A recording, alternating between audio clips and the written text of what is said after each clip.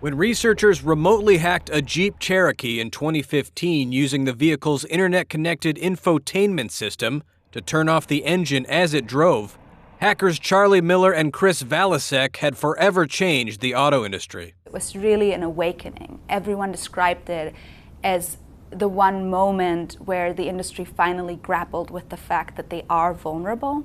Reuters correspondent Tina Bellin interviewed executives from Harman International, the supplier that made the infotainment system that was hacked 4 years ago.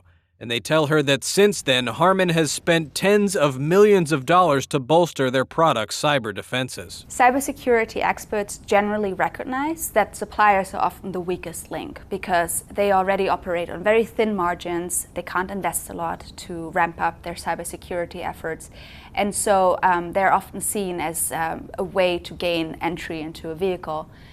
But the suppliers have recognized that, the auto manufacturers have recognized that, and so many of the experts told me that anyone who doesn't put these investments into its production cycle simply won't be able to take part in the modern automotive industry. While much progress has been made since the 2015 Jeep hack in securing safety-critical functions like engine control, remote hacks are still occurring. In March of 2019, 2 young researchers breached Tesla's infotainment system, and while the car wasn't brought to a halt like in 2015, it revived fears that a hacker can still find a way inside a car. The risks of cybersecurity are increasing, not decreasing. Adam Scow of Consumer Watchdog, which published a study in August warning of mass cyber attacks on connected vehicles, says automakers must do more to secure their cars. In the short term, we want to see a kill switch so that a driver can shut off the internet connection in the event of an attack. This will help prevent a fleet-wide disaster. Kind of like an airplane mode on our phone, there should be a button. It would be very cheap for the car companies to put it in the car. The driver just presses it and they can disconnect. Some in the self-driving car space employ kill switches, including Shai Maximoff, the founder and CEO of Phantom Auto.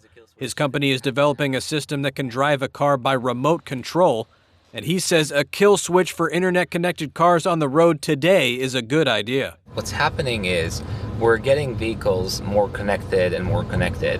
Cars today are not just hardware pieces, they have software. And software is something that is connected to the internet, whether you like it or not. I think that even just for the sake of the passenger comfort, that should be there, let alone the technology that can break when something happens. And then, yes, of course, when a cyber attack happens, you want to have the ability to override the system with a manual button. After Consumer Watchdog published its study, 2 U.S. senators asked the National Highway Traffic Safety Administration if it had any plans to address the risk that internet-connected cars pose to public safety. But some in the industry of securing cars think that advancements in cybersecurity have made a mass attack or even taking control of a single car remotely extremely unlikely. I mean, anything's possible, right? I mean, what's the probability? Is it probable? No. Is it less than probable? Yes. Robert Leali, the man in charge of the car hacking village at the 2019 DEF CON cybersecurity conference, says the automaker's willingness to engage with the hacker community has led to better security for connected cars. The goal of security is to raise the bar, the cost bar, so that it makes it very challenging, if not advantageous for the person or persons trying to do it, to actually want to launch that attack. So it's a return on investment. Really, it's just a simple matrix. I'm not too worried about it from a hacking perspective. I'm not saying it's not going to happen because nothing's for sure. But as we work with industry and we work to help solve those problems, I think the probability goes down even more. Still, that low probability hasn't put everyone's mind at ease. None of the findings and problems that we've raised in our report have been denied. Nobody said that couldn't happen. Now, saying it probably won't happen isn't good enough. We have 50 million cars today connected to the internet on the road, and they want to put more connected on the road.